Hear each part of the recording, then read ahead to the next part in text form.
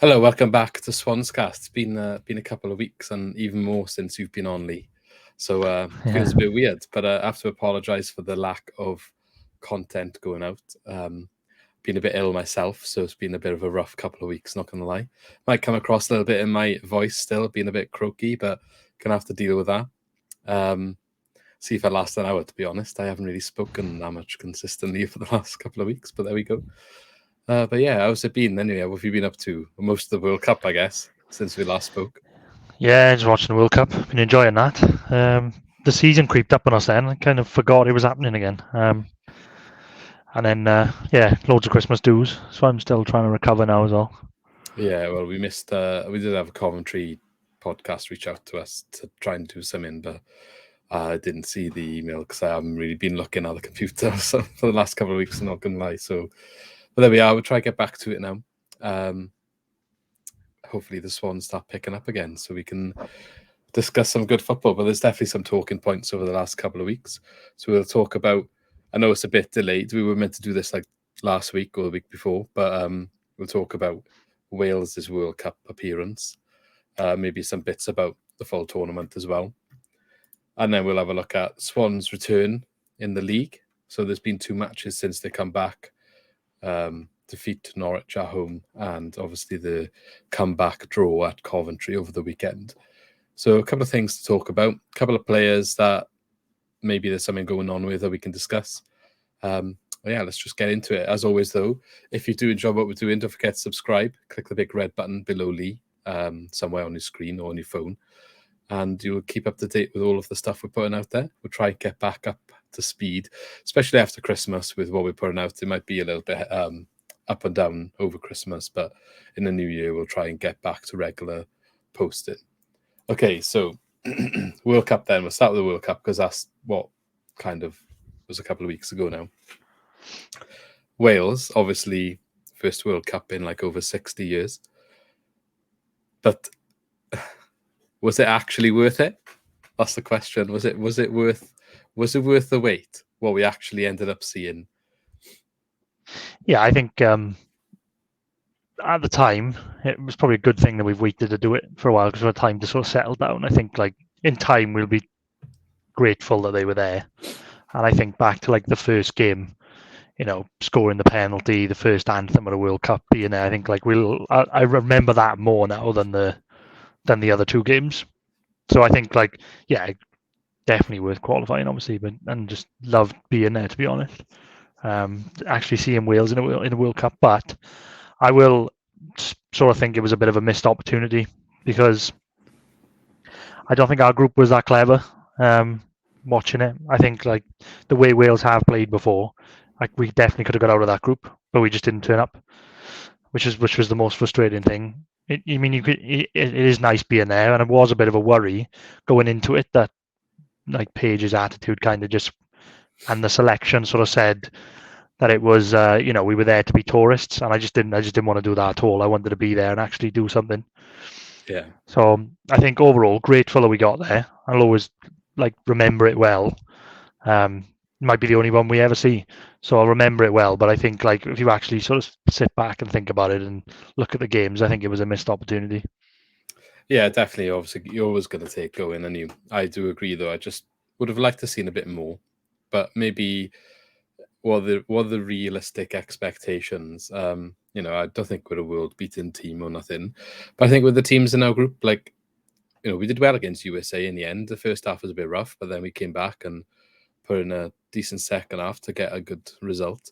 And we had to do something against Iran, really, didn't we? That's where it went wrong, and it just did not turn up in that game for whatever reason. I think there's a few reasons for it, and that's fitness of the players that we rely on, and the fact that the players that we rely on are the same players that we relied on to get to like Euro 2016, essentially.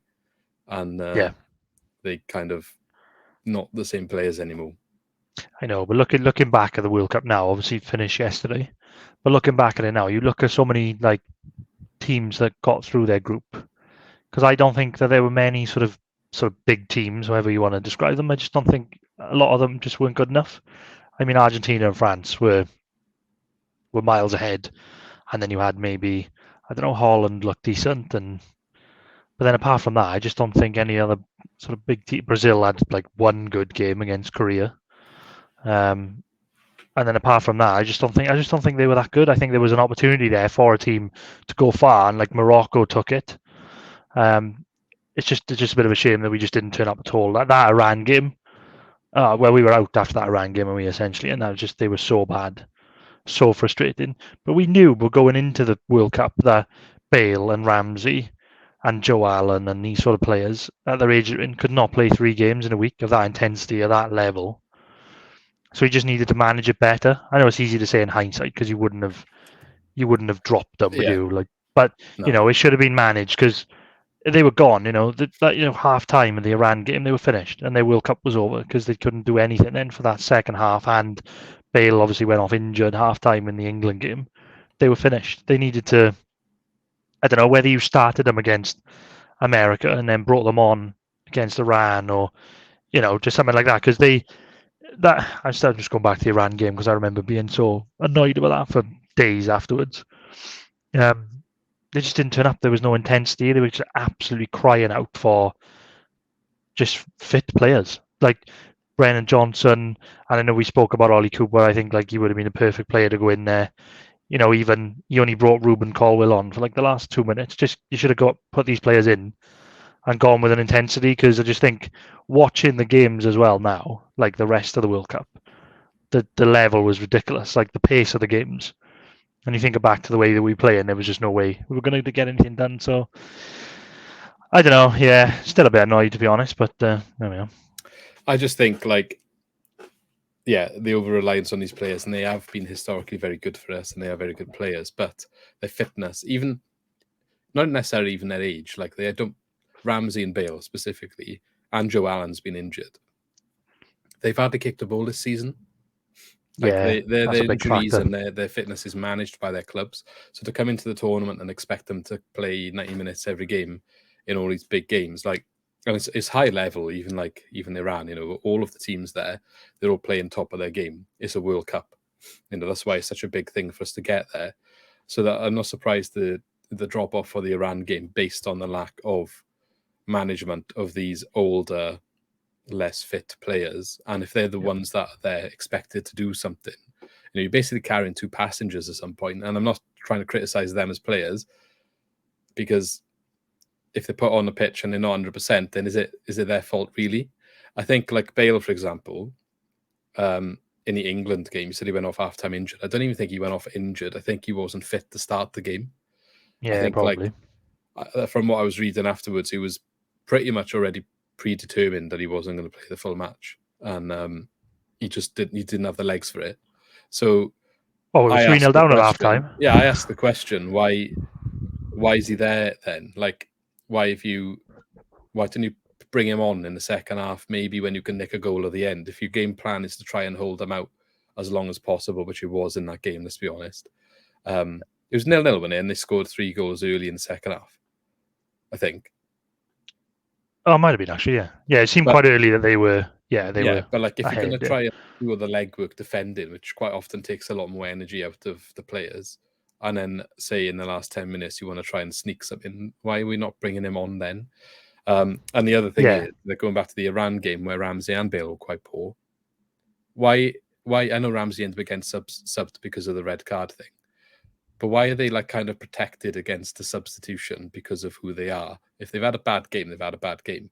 Like I was calling for Bale to be subbed in the America game.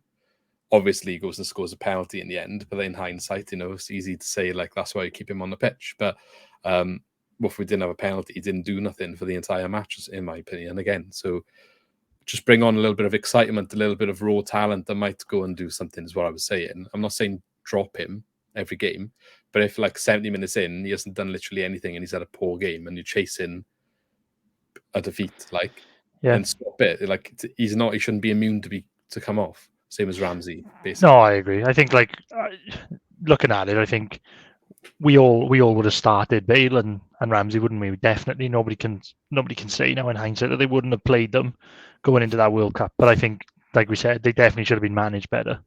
And like you said, some of them, Ramsey, I don't think had a good game in all 3. Didn't do anything. I don't think Bale at Bale the did either, moment. though. He just No, took a Bale at the penalty. moment for the penalty. No, I agree. I I'm think glad he's got a World Cup goal. Don't get me wrong. Like when you look at the history books, like that would be there now. Bale scored a goal in the World Cup. I reckon he's our best ever player for Wales, like in history. without Do a you know what I doubt. mean? And him Yeah. having a World Cup goal, Yeah. I'm just so happy that he's got it. But I don't think he had a good game ever in the World Cup. No, I know, and I think it's hard because you don't really want to criticize them because we wouldn't be there without them. And I'm glad that they got there, and they definitely deserve to be on the pitch. But it just seemed like that was the decision he went with. Was just we were happy to be there, and all the players just deserve to have a bit of game time rather than playing the game really, rather than going at it tactically, which would just be a bit just a bit annoying really, bit gutting. What could have been, but never know. He might have played well and still got out. But yeah, we'll see. We'll see. I think it's just I'm just a bit gutted that they didn't really turn up. Yeah.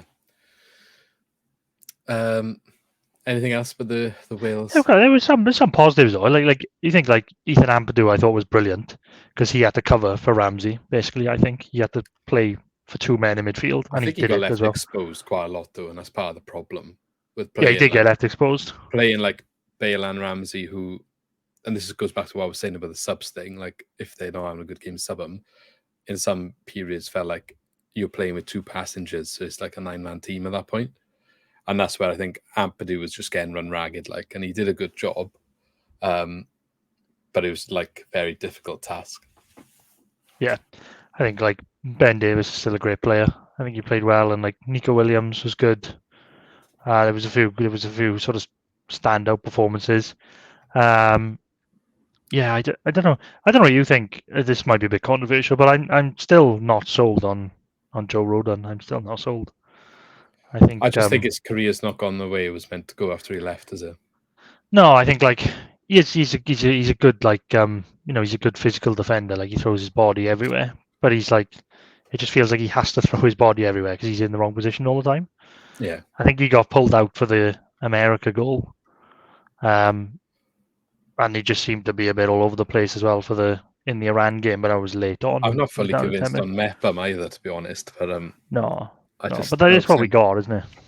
Yeah, I mean, Cabango can't get a look in, can he? I'm not saying he should oust either of them, but you could have had one rotation somewhere. Yeah, in centre back. It's not like either of them were smashing it. I think they'd all love that opportunity back. I think maybe the occasion got to them.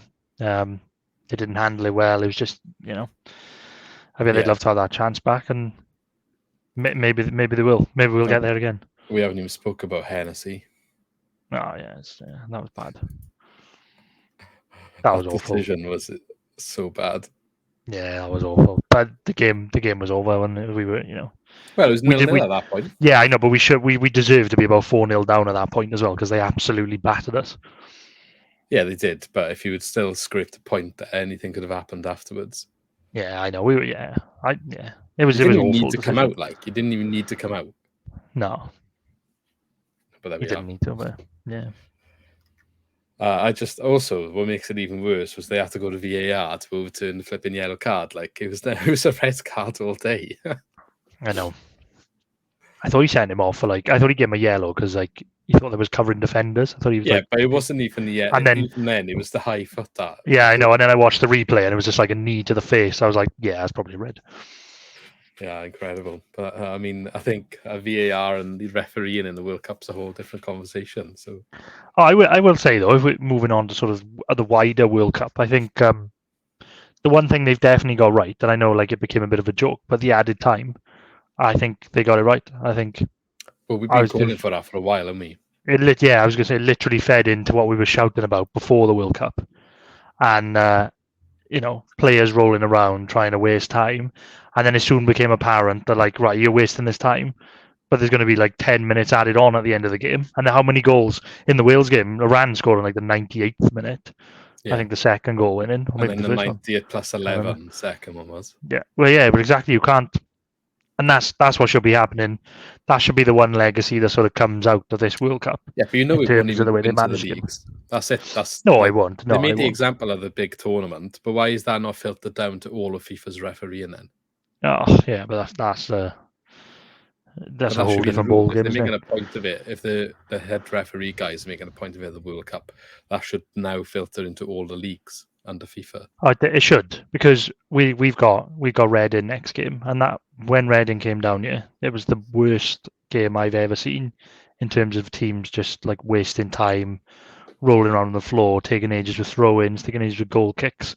I was like, this should just not be part of the game at all, and they kind of stamped that out in the World Cup, because we had some unreal games to watch in the World Cup. But I think, like everyone sort of says, back to club football. Everyone hates international breaks and international football. Fair enough. It is annoying when we go into an international break sometimes in the middle of a season because you prefer watching the club football. But knockout football, like that World Cup, doesn't like Yeah, club football doesn't come near to that. it's just annoying though that it was like now, because we would have had football on now anyway. Whereas the World Cup normally Yeah. takes a slot in the summer where there's nothing on. No, I know, but I mean, Now, like the standard of club football doesn't yeah. touch Oh like no, knockout international football. It's just the friendlies that in the international break that are Yeah, annoying, it's and just the pointless. Yeah. warm-up games and that. But like, yeah, I do miss like this World Cup. Obviously, I don't know. I just feel like in the summer would have been better. Oh yeah, it's always better in the summer. I definitely agree with that. But I think like normally you kind of think, oh, everyone sort of has their allegiance for club football more than international football. But I think going from this tournament now straight back into club football, I just like it was a bit disappointed. So I think in watching knockout football, I think the standard of club football is so much worse than when you watch knockout football. Well, it is, isn't it? Because it's meant to be the best players for every country. So like, Yeah, I know, but I mean, like, there was one game, wasn't there? Was it Ghana and South Korea that was like 3-2? That was an unbelievable game. I think you need, Portugal and Ghana was high as well, wasn't it? yeah, exactly. I think you need more like in club football. There needs to be more jeopardy. Like teams coming again 0-0s is horrendous Bonus to point watch. for like winning by 3 or more goals. Well, this is what I think. I just think I don't know how you would ever do it, but I know like France and Argentina, that game is probably one of the best games I've ever seen, and you've got some of the best players in the world on display, so you can't. It can't always be about the game. Sometimes you've got the best players on the pitch, you get the best games. But it's just like two teams going for it. Two teams have got to win the game. Like you watch like Man City now next week. I don't know if they've got like Burnley in the cup or something. No, they haven't got Burnley in the cup. Someone else had Burnley, but never Haven't they mind. got Liverpool? Yeah, they have. Yeah, but I know Man City when they play like Fulham next will have 11 men behind the ball, and Man City will have 900, 400 million passes past the back four, and then you just hope they get one, and then they'll get a second, and then that's it. Where you just want to see like just two teams going at each other, and then you watch like Reading and the Swans on Everyone Boxing loved Day. Morocco in the World Cup, but I felt like that was kind of like watching Morocco until they went a goal behind. What now? The whole men behind the ball thing. I think remember. No, I think Morocco won the teams. The France game in the semi-final. Game, that's what I'm saying. Up until when they went behind, which they did against France, but the games before that, I think that's what it was like watching them. I think they had chances in games. Like most of the games I saw them play, the Portugal game. But like the Spain, but they were going at teams. They were literally just sat there. Yeah, but that's what Spain do though, because they have possession of the ball, don't they? Like they keep possession of the ball, so they couldn't have it. But when Morocco did get the ball, they were looking to score. They were looking to do something. Yeah. I just mean like it was like that, but then a counter attack. That's all. Yeah, I know. I don't know. I've been so like buzzing watching some of these games, just watching two teams go at each other, and then it was like going back to like some of the club football that we watch sometimes. Like we've got Reading next game. I don't want to criticize Morocco. Like they probably done the best game plan that worked for them to get as far as they did, and it obviously worked. But I remember talking to someone about like France and Morocco to get to the final. And as much as it would have been like such a nice story for Morocco to get there, I think you get a better final if France got there.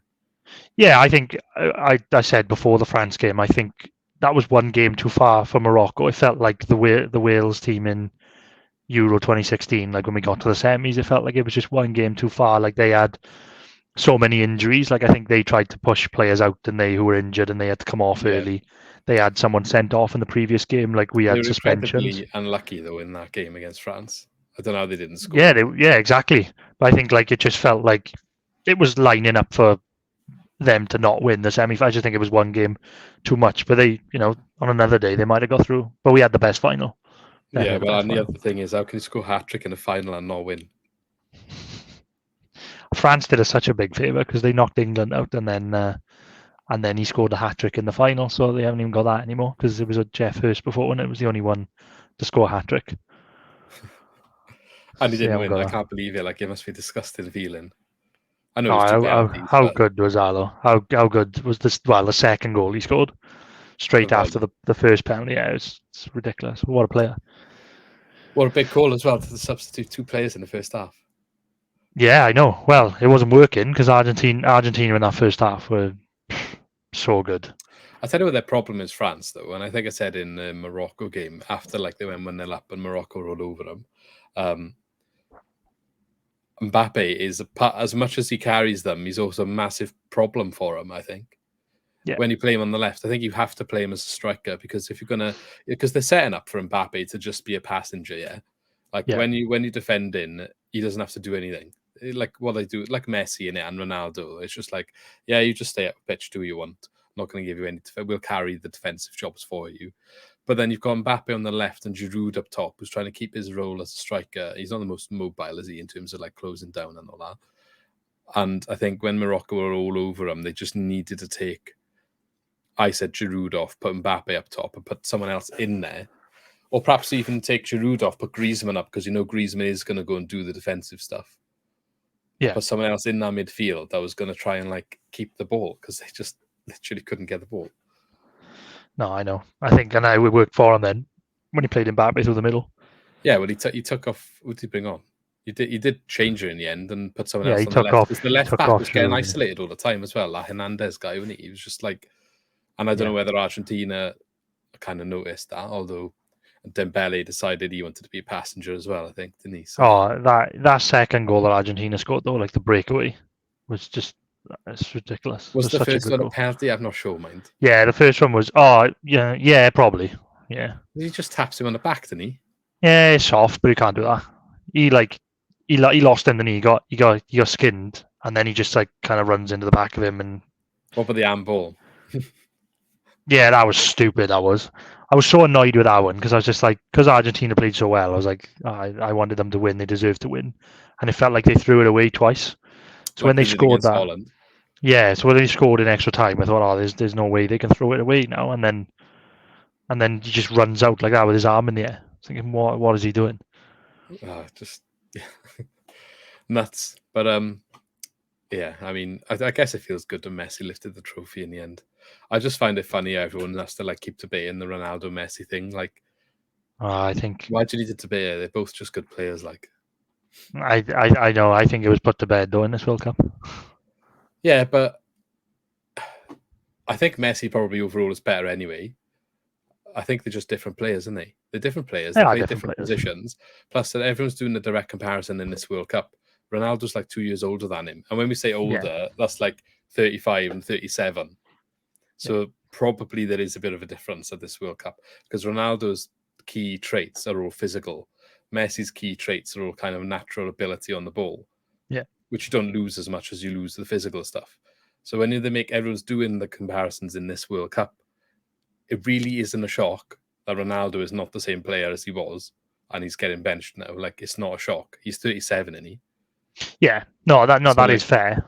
So I just don't like compare them in all the other World Cups when they're more similar. Like at this stage, it's like playing at a World Cup at 37 is just a achievement in itself. Like, I know, but I agree with you, and you are right because I think Ronaldo's is class as well. But Messi in this World Cup at what is he 30? Yeah, but that, for anything, like what I'm saying is, no, but he was the best. He was the best player. But he was the best player in the world. Still, yeah, no, I agree. But what I'm saying is, it shows rather than comparing them directly, like, oh, he was rubbish in this World Cup, he was good in this World Cup. It just highlights to me the difference in players that they are. Like Ronaldo kind of worked hard to put himself where he is. He relied on his physicality, his power, his strength, those traits, his speed. Yeah, that's what made him a good player and a good finisher. And it's kind of like work hard to get where he is, sort of thing. I'm not saying Messi Yeah. didn't work hard to get where he is, but I think he's more of a naturally gifted. He Yeah, sees yeah. things that I know people what you're don't saying. see. He does things that are just like people could say is magic. And I think that a lot of that's more mental, that you're just not going to lose it, even if your body starts letting you down. Yeah. So I think that's why he was so much more highlighted, how good he was this time.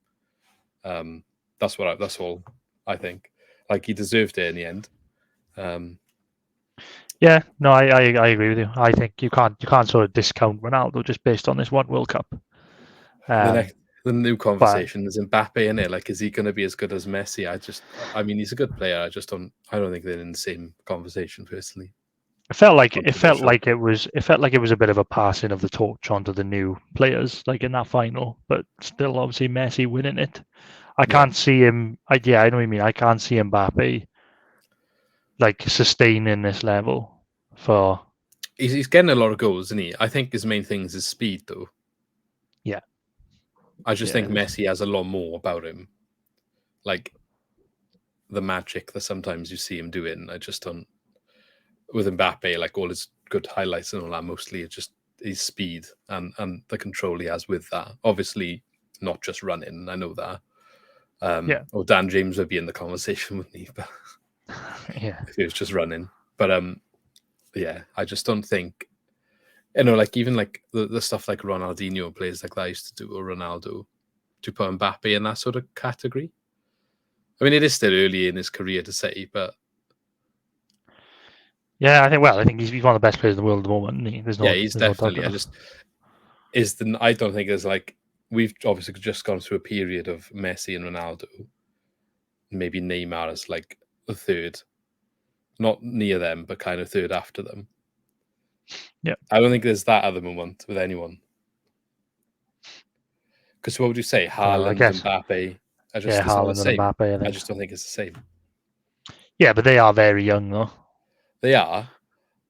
I just don't see the magic from them that we saw No, but from you like won't. a Messi. Yeah, but it's hard to see it now when you've had two players Yeah, yeah. that have been that good. They're very good players, very good finishers, but I just But you like, think like they're still in their early 20s, and so you've got at yeah, least another 10 years of these two, and they're already like, Mbappe has scored in a World Cup final 4 years ago when he was 19, and now he's yeah. got a hat trick this time. I think like there's a long way to go. I know you say it's hard to vision anyone being better than those two, but It'd be interesting never to say see if he never. leaves PSG, if he carries on the same Yeah, output. That's probably the big one for him. With Haaland, I think he's a bit of an alien. His strength and like, do you know what I mean? He's a bit nuts like yeah, that. I just like, say, compare him to Messi again. I think I think Mbappe and Haaland perhaps more comparable to Ronaldo than they are to Messi. That's probably what I'm trying to say. I just think yeah. Messi's just like a bit of a magician when he does stuff sometimes. So you're saying he's the best? Yeah, I would say he's probably, yeah. I mean, I think it's not really an argument. It doesn't Yeah, even yeah. need to like, it doesn't need to label, does it? I mean, we can't really discuss the players that came before, so All right, for me, I would pick Messi to be fair. If I'm sticking my neck out on the line, but I always loved the Ronaldo oh yeah. R9. I think like I sort of grew up watching him. I think I'd put him in the bracket because I thought he was brilliant. He was plagued with injuries, but I just think he was that Yeah, yeah, good. yeah, yeah. I would put him there as well. I would just meant about those two now. Yeah, yeah, I know what Because you of mean. our Yeah, kind of lifetime. I know Ronaldo was yeah, there, we were younger, but um, we've been there for the yeah, entire time of Messi and Ronaldo only. So yeah, I've always preferred Ronaldo. Like, if someone came to our team, like I always liked watching him, but I would not like naive to think that I think Messi just overall is like just a more gifted player. Like, how yeah, often does someone like that come around? yeah. That's all. Yeah, Um, no, it's fair. but just enjoy them both, innit? And enjoy Mbappe and enjoy Haaland. They don't have to get to that level. I just think the level of those two are outputting, and maybe they wouldn't have got to the levels they got to if they weren't pushing each other. Yeah. It's just something's probably never going to happen again to the same level. No. Anyway, I think we kind of went off on a bit of a tangent there. Then talked about the World Cup, and I ended up talking about a load of random stuff. But let's try and bring it back around to the Swans then. The If we Swans have to. returned last week, home match against Norwich. You didn't go to that one, did you? No, I missed that one because I was out on a Christmas do, so I had to miss that one. Yeah, I was working the standard. Lost 1-0, but John was watching it. John obviously not. I haven't been on here for a while, but he was talking us through the game. He was very annoyed at the start for the schoolboy defending. He was kind of like, was there actually a break? Did they actually do anything in the break? Gave the ball away a couple of times, and eventually Norwich scored right at the start of the match. And it seems like they just held on to that 1-goal lead then. Yeah. I was surprised when I saw the stats because usually, like, even if we are on top, we don't usually have that many opportunities or anything. But 17 shots, 7 on target, and we couldn't get a goal. No, I know. Yeah, I watched a bit of the highlights and stuff. The goal again, just rubbish defending, and then same old, just not being able, having all the ball and just not being able to score. It just seemed like we just literally picked up where we left off towards the start of the season, which was really annoying because I think there was a lot of hype coming back. I was looking forward to like having the Swans back, and then came crashing down. And they followed that up with what was I going to say? Sorry. No, I was going to say Norwich. You got it. You can't. No, Norwich are a good side as well. They're going to be sort of up and around the top 6, aren't they? I wasn't too disappointed to lose 1-0 to Norwich. Not going to lie. Like, at the start of the season, we thought they were going to be running away top 2, didn't we? So yeah.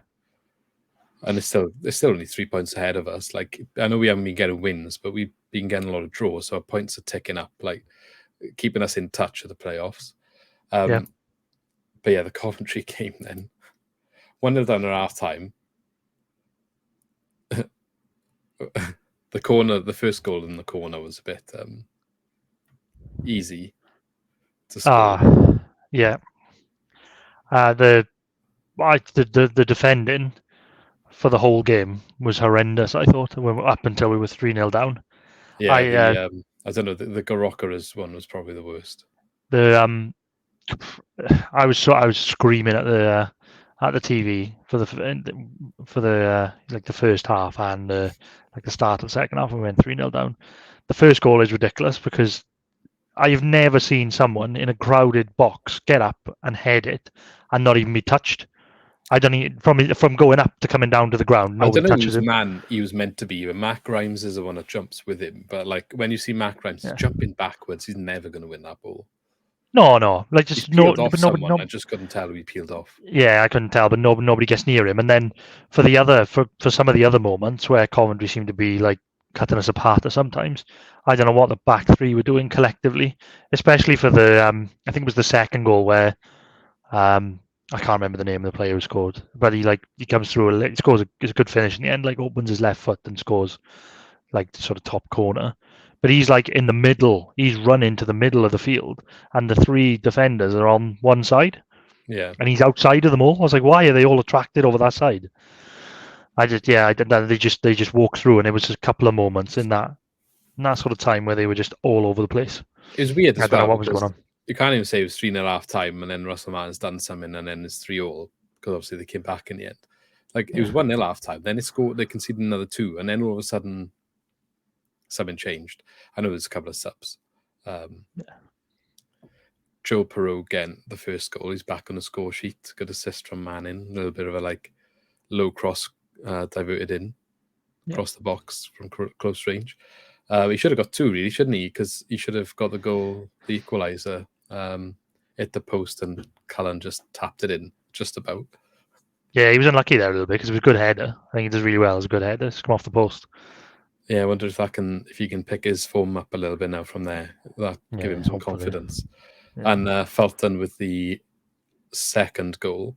When I was watching the replay of this one a couple of times, like I don't know, he's having a fight with someone in the middle of the box as they're playing around with the ball on the edge, like, and he ends up on his ass on the floor, and then someone does a cross or has a shot or something, they get saved by the keeper, and like the keeper drops it back into the box, and Fulton's just there lying on the floor, gets up and just kind of like acrobatically just volleys it into the top of the net. Yeah. It's just like, kind of sat on the floor and it lands at it's like basically there. He was like, okay, cheers. Yeah, it was a bit of a mess, wasn't it, really? Quite funny. I don't know, he's trying to win a penalty or something, but I don't actually know what happened. They were just like, I don't know, there were handbags in the box or something. But it's a good thing it didn't go the other way. Yeah. There we go. Yeah, thank God. That's the second time in Russell Martin. We've gone 3-0 down away and come back. The other one was Luton. Was it last season? Yeah, we are. To be fair, we are really good at coming back from going behind. To me, like under Russell Martin, we are. But it just says like how, for me, it just says how wrong he gets it sometimes from the start, especially in this game in particular, because it's the worst I've seen us for a long time. Like when we were 3-0 down, and then we were absolutely brilliant then. But it was the subs he made, and I still don't understand. I'm going to bang the drum forever about why Ollie Cooper does not start as the first name on that team sheet. Because I'm going to same thing all the time since he brought him in. Thing? Like because he Yeah, travelled. but he didn't play him the week before, did he? Like I think Cabango played, didn't he? Cabango have, but Allen and Cooper haven't started. Yeah, so maybe it was, but even before the World Cup, like he should be the first name on our team sheet because he's been brilliant. And I haven't seen like the combinations where we played so well. Like some of the best games we played were when Cundle and Cooper played together. Like I'm thinking of the Cardiff home game, and there were some other games where Cundle and Cooper played together behind the striker. And I knew it was going to happen. As soon as Patterson was fit, he was going to put him straight back in. And he didn't do anything. Yeah, it's really frustrating because we should be playing from first. Since the start of when he came. But he shouldn't be near the starting lineup. He's not. Like, fair enough, maybe if he was resting Cooper, but he hasn't done anything this season and just doesn't warrant playing. Like, fair enough if he picks up form, but it's just not for me. And I think we had some really, really good performances as well when Grimes and Allen played together and he pushed Fulton forward and played Fulton and Cooper together. I think we had some good performances. Obviously, Allen's been injured, and when he brought Allen on Saturday and he went to a back four and he brought Okoflex on, finally, for the love of God, we need to win. We know we need to win and we need to chase games. Sometimes we need a goal. Bring on a sharp winger. I mean, there's no rocket science behind that, surely. But he's reluctant to drop Latabodier from wing back and bring on somebody who can play on the wing. Well, Latabodier's contract's out in the summer, isn't it? And he hasn't signed a new one yet. Yeah, I'm not going to I wouldn't mind if he signed a new contract, to be fair. I'm not going to slate Latabodier in particular, but I just think like Martin's getting it wrong. Like for years now, how many times we've got to see that it's a bit of a weakness when he plays Latabodier a wing back? We just need a wing back. Yeah, but we signed that young Welsh player from Brentford, wasn't it, on loan? He's not had a look in. Finley Stevens. Yeah, he's not had a look in. And like we've got Okoflex, so I think every time he's come off the bench or whatever, has played really well. He started in one game, didn't he, which was a home game. Wigan, I think it was. We went 2-0 down really early on. And then he just like changed everything and played him like left winger, and then he was kind of out of the game. But before that, he played really well, and then he hasn't had a look in again. I don't know. It's just frustrating. I think that was just like months of frustration coming out in one game. Well, in two games after coming back. Yeah, he was just remembering what went on before. It's like, oh, here we go again. But I just think Patterson shouldn't be starting. I want to see Cooper starting until he plays in a way that says that he doesn't deserve to be starting, which I haven't seen. I don't know why Cundle's gone a bit quiet. He doesn't seem to. Well, he hasn't played him in these two games, has he? Or he's come off the bench. He started against Norwich, I think. He did start against Norwich. Fair enough. Yeah, fair enough. He didn't start on Saturday, did he? Against No. He didn't even come on. There we go. Yeah, that's my rant anyway. I think I don't know. Yeah, the back four seemed to work. Obviously, we're chasing the game then, and Coventry probably dropped back a little bit, but he went to a back four. I'll tell you why a back that's four. Some extra body because forward. we're not relying on players playing wing back who are no wing backs. Yeah, exactly. Yeah, which seems simple enough. There's a couple of things there. Anyway, you talked about the late goals, the comebacks. We've actually had the most late goals in the Championship. So between 76th and 90th minutes, we've had 9 goals. Fair So enough. that's one stat. It leaves us 7 games without a win, but only 2 losses in that period. Yeah. So just some tweaks need to happen to get back to winning ways. But let's talk about some of the players that weren't there. We talked about right back quite a lot. So where is Sorinola? That's one question. Yeah, I don't know. Well, I said, like, I saw something that he deleted, like, all of his Swans stuff from Twitter, from Instagram or something. Have you actually checked? Has he done that? I haven't checked since, but that was, I think it was just after the Norwich game, maybe. I heard that. Yeah, I don't know what's happened to him. I get why players do that because, like, It's boring. even if he is going to go back, right? Even if he's dropped and he's going back, he still played at the Swans in his career. So, like, why would you? You're just making it obvious, and you. I'm looking at his page now. He's got 2 there with the Swans get on. So No, fair enough. So I don't think that is the case. One from his first goal. Don't know where the other one's from, but it's him in the black kit. So I don't know. That's probably not correct then. Unless I don't know how much more was on there before. Maybe he has deleted a lot, or if he's still got stuff on there, I don't see that being anything to read into. Yeah, maybe. I'm not really sure. That's why I heard. I thought that like him Yeah, and Obafemi. Just trying to confirm it, innit? But I'll spell. I'll have a look at Obafemi. That's not him. That's some other Obafemi. Has he got? Yeah, Instagram, his thing is just Obafems, isn't it?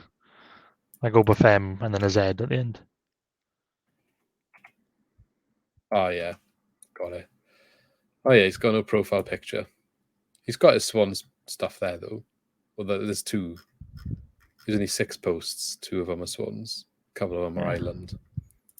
Fair. I think. Well, when was the Cardiff match? Was it 7 weeks ago? Yeah, it was a while back, wasn't it? I think that's the last post. And then the West Brom when we were there, where he's banging his chest and dancing. Yeah. So he's still got Swan stuff up as well. So I don't know. We'll have to wait and see what happens in January. Only 2 weeks away now, isn't it? So. Yeah, I said it before as well. Like with Obafemi, I think like great player, but we've had more tantrums than goals. So I think just get rid. So you would just let him go in January now, would you? Yeah, I'd let him go. What, even if we don't replace him? Well, Cullen's back now. Cullen scored on the weekend. Like he's good as a backup. Like you put Perot up, you put Perot through the middle where he plays best. But you haven't been Cullen. happy with Perot this season. You wanted him to be dropped, didn't you, before? No, I know. Well, if he wasn't playing well enough, then he deserved to be dropped. But I'm happy with him and Cullen. And he scored on the weekend and could have got a second. So we'll, you'd fancy him to pick up form again. Hopefully, he hasn't had a great season, but you'd fancy him to pick it up a bit. But I think, like with Obafemi, he's been great. He had 6 good months for us from January, like this year, but it was the end of last season, January to like the end of the season. And then that's about it. I think it's just frustrating because there's a good player in there. You've seen it. There's a cracking player in there. But there's just too many now. Like, he's missed another 3 games now for nobody knows what reason.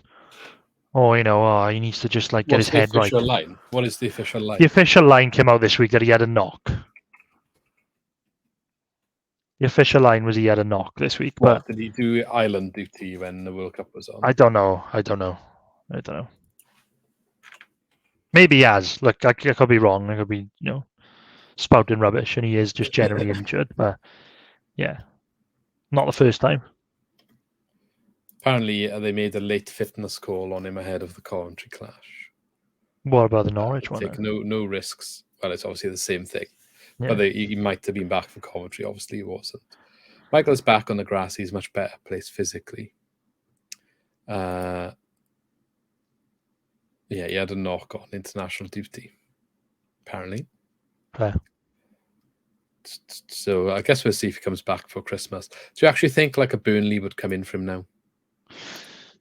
Nah, probably not Burnley again. I wouldn't have thought, unless I don't know, unless they really want him.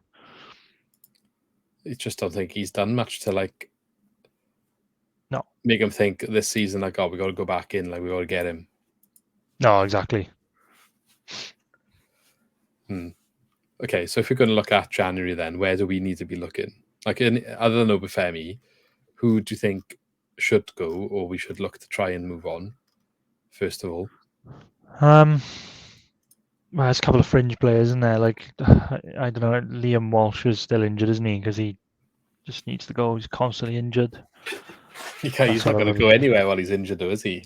No, I know, but that's still a waste of like a squad space, isn't it? Really, and I doubt he's apart from registered if that, he's injured. we've got.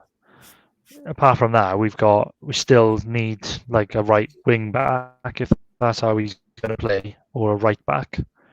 Because he's got like Stevens there and Sornola both on loan, both not playing, and plays a centre back at right back. So that's just still the biggest problem we have. It's still a massive right problem. Yeah, I agree. Right back, we need to get some in there. Yeah, and then maybe another winger if he wants to play a back four more often. Yeah, I would like. And then you can play Oko Flex and somebody else. Fast player. Like an attacking player who's quite creative and fast. So a winger, but the reason I'm not outright saying winger is because he doesn't play wingers very often.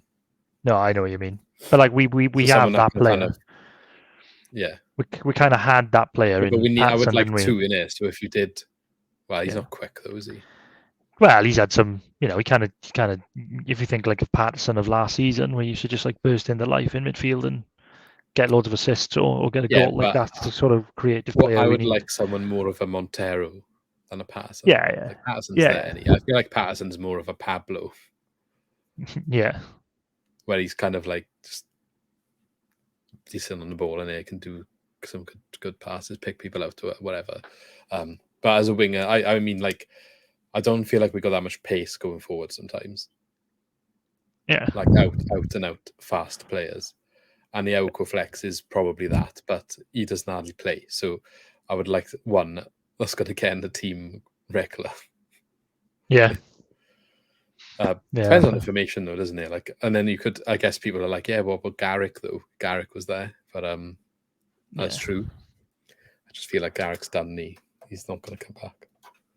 I don't think so. He doesn't like Garrick, clearly. I'm not saying I agree with that, but I just can't see him being used in future. No, and Whittaker's around as well, isn't he? He was playing well for Plymouth, but I don't know, maybe next year. Is he a striker or a winger? I don't know, to be honest. I don't know where his best position is. Probably better out wide, isn't he? Can't see him being like a 9 for the middle. I'm not really sure what he plays at Plymouth, but he has been scoring goals. I think he plays up top, doesn't he? Don't know. Sure. But yeah, I don't know. I think, like, I'm sure when Steve Cooper signed him, we also used striker, and then he never used him as striker. So yeah, there we go. Any ideas on right backs? No, to be honest, I don't know who's out there. I don't know why. I don't know what happened with like Christie. I don't know if we were able to get him back. Didn't he go to like Hull? Yeah, he plays a Hull now, so I don't know if he was on a lot more money. Laird is still on loan at QPR, isn't he? Yeah. So like those chances were there. Either one of them would have been perfect, really, wouldn't they? But yeah, because we never really replaced them because we were gutted when Laird left and Christie came in and he was brilliant, and then we didn't replace either one of them then. So I think like Laird would have been a good one considering he was going back out on loan. But, makes you think what the reason is that he went back. Like, did he want to go back? Well, maybe, yeah, potentially. Because that was strange when they called him back. I still don't really understand what happened there. Just came out of nowhere that he was just going back, and he's playing so well. And then he hardly played for Bournemouth. Didn't seem like he wanted to go though, because he was like he played really well in the derby, didn't he? And he was like really passionate about it, and seemed to be loving life. They all are though, aren't they? They all are. And then but he was well up for it, and I don't know. I guess we Yeah. just we just buy into that, don't we? Also, one thing talking about loan players and past loan players, one thing we didn't mention earlier is Conor Gallagher went to the World Cup. That's crazy. Yeah, he did. Yeah. No, he didn't kick a ball, but like, I just wouldn't have. When he was down here, like, would you ever called that he's going to go to the World Cup in like a season and a half? That was mad, isn't it? Well, to be fair, like he has been good, hasn't he? Like we went to his season with Palace last year. He was excellent. He doesn't play. He doesn't start for Chelsea that much, does he? No, I think like when oh my god, when Tuchel was there. More with Potter or Yeah, I think Potter maybe playing him a little bit more, but I think he was kind of because he got sent off, didn't he? I think like Tuchel was playing him a bit, and then he didn't have a great game, and then like he got sent off, and I think he was kind of not in the mix then, and then I think since Potter's come in, he's given him a couple more games. So fair play to him. And Geehy didn't make it, did he? So I thought you would have been the one, if any. No, I know there was a few Swans players dotted about though, wasn't there? Ayew was there. Yeah, he had a horrendous penalty. Oh, that's another one from the World Cup. Is these walk-up penalties? They need to be banned. I know you hate that. They need to be banned. Like what if it comes off, it comes off. Fair enough, they've scored, but there's more chance of it going wrong than scoring. So why would you do it? Because play mind games with the keeper, aren't you? No, I'd absolutely. Yeah, but keepers know now. Like Messi did it twice in the World Cup final. And I was thinking, oh, it's ridiculous. Like fair play, he made it look easy, but like I used one against Uruguay, wasn't it? He just walks up and tries to roll it past the keeper. Well, how about just absolutely smashing it? They obviously have more trust in their accuracy when they don't. Nah, you can't sell it to me.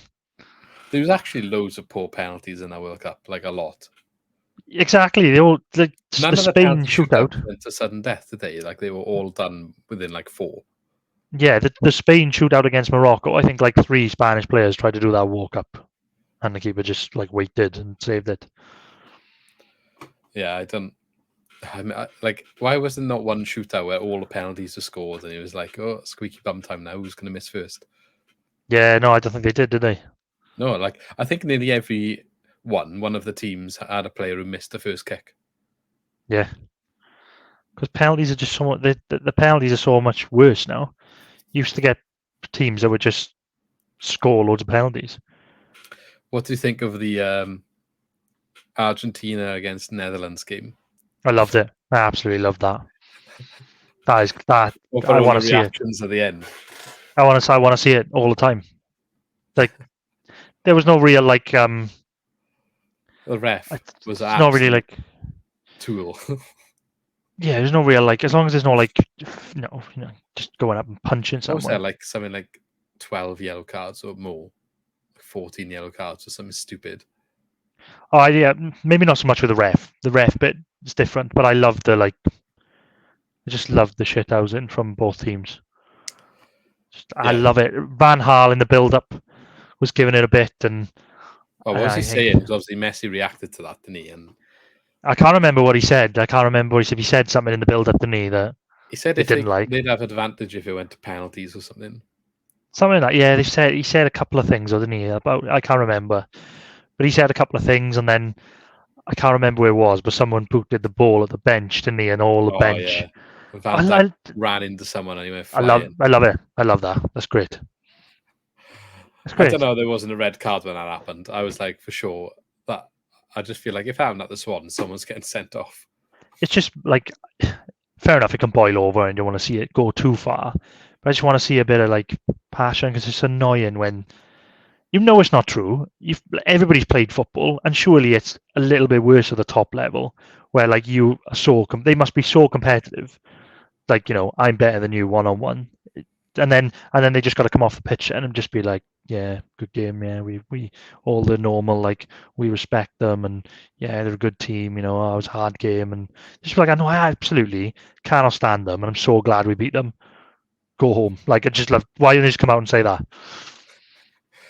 Yeah, there was a couple of dodgy interviews after that game. To be fair, there were some dodgy interviews after that. To be fair, like that, yeah, but why not? Like.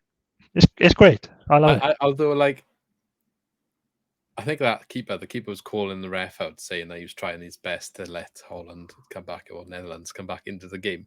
But I'm pretty sure Argentina had a fair share of dodgy calls go their way. Yeah.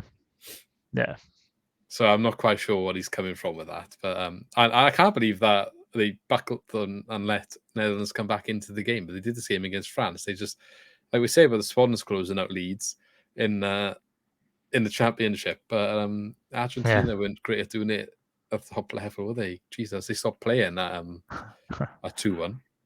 Yeah, that was a great game as well. Though that one, Holland Argentina. How do you know Weghorst? What's his name? Weghorst. Yeah, Weghorst Scored 2 goals. That free kick was disgusting. Yeah, they just went like through the middle, didn't they? Oh, yeah. So I can't believe they pulled that off like with the last kick of the game in a World Cup quarterfinals. It's like 100th minute or something, wasn't it? Quarters. That was like, imagine doing that in pro clubs. You get absolutely rinsed. I loved it. Absolutely loved it. Because you go wrong, wouldn't it? It would just like end so bad. Oh yeah, I think it's great. It's brilliant. It works on FIFA actually. So if anyone has a short free kick on FIFA, just play it to the guy at the edge, turn in and finesse, and then you score usually. So it does work. Yeah, everyone thinks you're going to try and shoot, but no one scores from free kicks. I need to see more of that. Yeah. Well, I think that's it. I think we'll have more to talk about perhaps when the season gets back underway. I mean, it'll be probably like transfer window when we do the next one. We'll have to see how Christmas goes. We have a few games now, won't we, with over Christmas now. So we got Reading day after Boxing Day, haven't we? Yeah, it's just getting back into it, and after the World Cup, it's just like weird. I'm gutted with the Reading game because I actually fancied going, but because as the World Cup was on, I just sort of completely forgot about it. I wasn't like keeping up to date with the Swans like news and stuff, like going on the website and that. So I forgot they went on sale. They're sold out now. And got it because they moved all the Swans games one day, didn't they? Because of that Reading game is on TV. So like the Watford game got pushed another day, and the Burnley game was supposed to be New Year's Day, and now it's on the 2nd. Have they changed the Bristol one as well? No, the Bristol one is still. Oh yeah, they've changed it to the Sunday. Yeah, early kickoff. Could go to that one. Yeah. Well, if we can get tickets, probably be quite popular. Was it 12? Well, I can usually get tickets. Usually don't have a problem with tickets with the season ticket. 12 o'clock one. 12. Yeah, 12 o'clock, I think. You don't want any drinking then. I can't believe we had Bristol in the cup. Mental. Like, need to get a win this time. Yeah, it's mad to think though. Like we've slipped right down the table now. I know the championship is what it is, but I'm sure it was the Bristol game when I went up. I think it was the early kickoff, and I think if we won that game, we would have gone top. Like until the 3 o'clock games. Yeah, but only on 47 points now. We're on 32. Yeah, but we're only like 3 points off 5th. It's just a bit of a gap at the top now. Yeah, that kind of like right started running away with it a little bit. Yeah, I thought they would though. And Sheffield, those two are kind of getting detached. Yeah. But there we go. We'll leave it there. Thanks everyone for listening. As always, managed to make it through. My voice is still there, thankfully. But yeah, if you haven't seen already our last podcast, well, I did it with Jack Jones from Trampoline, so that's up if you want to go and watch that one. It's quite good. He talks about his time playing in the Swans Academy and obviously being in a band and a bit about just Swansea in general, being from Swansea. So check that out, and I think it's quite an enjoyable one. So yeah, hopefully you enjoy that. We shall see you in the next one though, so don't forget to like, subscribe, and let us know in the comments what your thoughts are on the World Cup and if you're happy now the Swans are back. And we shall see you in the next one. See you soon. Yeah, see you soon.